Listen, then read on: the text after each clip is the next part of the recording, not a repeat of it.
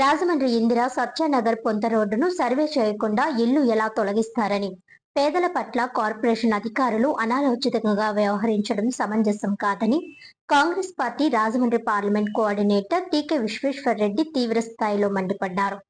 స్థానిక ఇందిరా సత్యనగర్ లో నివాసం ఉంటున్న పేదలకు ఎటువంటి ప్రత్యామ్నాయం చూపకుండా బలవంతంగా ఇల్లు ఖాళీ చేయించడం దారుణమని Congress party Rajahmundry parliament coordinator TK Visweswarareddy నగరపాలక సంస్థ అధికారులపై తీవ్ర ఆగ్రహం వ్యక్తం చేశారు. ఇల్లు ఆక్రమణలు అయితే ఎందుకు ఇంటి పన్నులు విధించారని, కుళాయి కనెక్షన్లో విద్యుత్ సదుపాయాలు ఎలా కల్పించారని అధికారులను ప్రశ్నించారు. సారంగధర మెట్ట నుంచి సువిశేషపురం వరకు ఉన్న ఇందిరా సత్యనగర్ పొంత రోడ్డును పూర్తి స్థాయిలో సర్వే చేయకుండా ఇళ్ల తొలగింపు చర్యలు చేపట్టడం సరైంది కాదన్నారు. గత 45 సంవత్సరాలుగా అక్కడే నివాసం ఉంటున్న పేదలను బెదిరించి కట్టుబట్టలతో రోడ్డున పడేలా చేయడం అమానుషమని వ్యాఖ్యానించారు. ఒకవేళ అది 100 అడుగుల రోడ్డు పరిధిలోకి వస్తే ముందుగా సర్వే నిర్వహించి అర్హులైన పేదలకు అక్కడే ఇళ్ల స్థలాలు కేటాయించాలని డిమాండ్ చేశారు. 100 అడుగుల రోడ్డులో పేదలు అధిక సంఖ్యలో నివాసం ఉంటున్నారని, పెద్దలను వదిలేసి పేదల పట్ల కార్పొరేషన్ అధికారులు అనాలోచితంగా వ్యవహరిస్తున్నారని మండిపడ్డారు. రోడ్డును 40 అడుగులకు విస్తరించి ఆక్రమణలు తొలగించిన అనంతరం అక్కడే నివాసం ఉంటున్న వారికి ఇళ్ల పట్టాలు మంజూరు చేసేందుకు చర్యలు తీసుకోవాలని కోరారు. తాను గతంలోనే ఈ ప్రాంత ప్రజలకు ఇళ్ల స్థలాలు ఇప్పిస్తానని చెప్పినా వారు స్పందించలేదన్నారు. ఇందిరానగర్ వాసులు పాకులు వేసుకుంటే వారందరికీ పట్టాలు ఇప్పించామని, ప్రస్తుతం అక్కడ పెద్ద కాలనీ ఏర్పడిందని తెలిపారు. ఇందిరా సత్యనగర్ బాధితుల నుంచి బీజేపీ నాయకురాలు ఇళ్ల పట్టాలు ఇప్పిస్తానని డబ్బులు వసూలు చేస్తుందని ఆరోపించారు. అధికారులు వెంటనే స్పందించి సమస్యను పరిష్కరించకపోతే ఈ నెల 18వ తేదీన బాధిత కుటుంబాలతో కలిసి సబ్ కలెక్టరేట్ ను ముట్టడిస్తామని హెచ్చరించారు. బాధితులకు న్యాయం జరిగే వరకు తాను అండగా నిలబడతానని టీకే విశ్వేశ్వరరెడ్డి భరోసా ఇచ్చారు. బాధితురాలు ధవళేశ్వరపు సరోజిని మాట్లాడుతూ తమకు ప్రత్యామ్నాయం చూపిస్తే వెళ్లిపోవడానికి సిద్ధంగా ఉన్నామని, కానీ ఎవరూ పట్టించుకోవడం లేదని అన్నారు. ఎక్కడా స్థలం లేదా ఇల్లు కేటాయించకుండా జేసీబీలతో ఇళ్లను ధ్వంసం చేశారని, మిగిలిన ఇళ్లను ఈ నెల 23వ తేదీ తర్వాత కూల్చేస్తామని అధికారులు చెబుతున్నారని ఆందోళన వ్యక్తం చేశారు.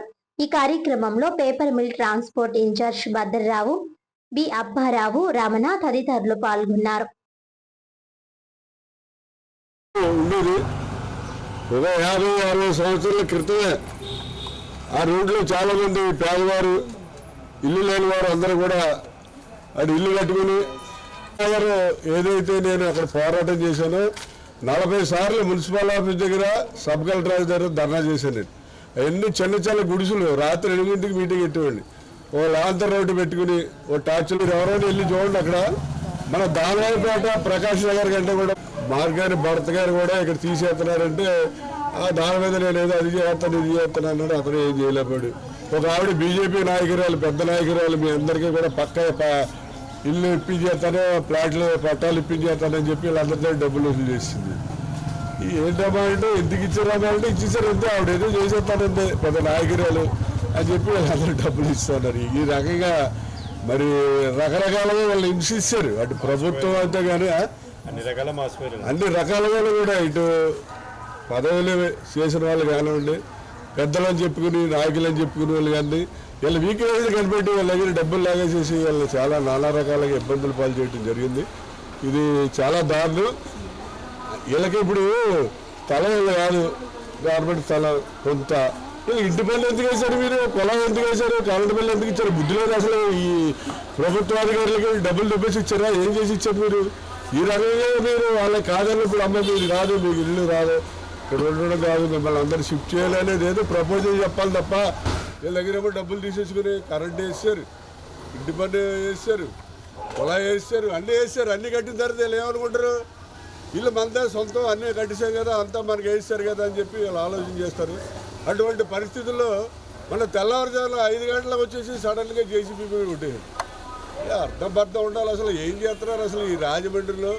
మీరు ఇక్కడ ఉన్నటువంటి ప్రభుత్వాధికారులు ఏం చేస్తున్నారో తెలియదు. అసలు బురద వాళ్ళందరినీ తీసుకొచ్చి ఈ రాజమండ్రిలో ప్రభుత్వాధికారులుగా చేస్తున్నారా ఏంటి అనేది కూడా డౌట్ కలుగుతుంది. ఎందుకంటే ఒకసారి ఎవరో పరిష్కారం చేయాలంటే మీరు ఈ 80 అడుగుల పొద్దున ఫస్ట్ సర్వే చేయండి. 80 అడుగులు ఎక్కడి నుంచి ఎక్కడి దాకా ఉంది.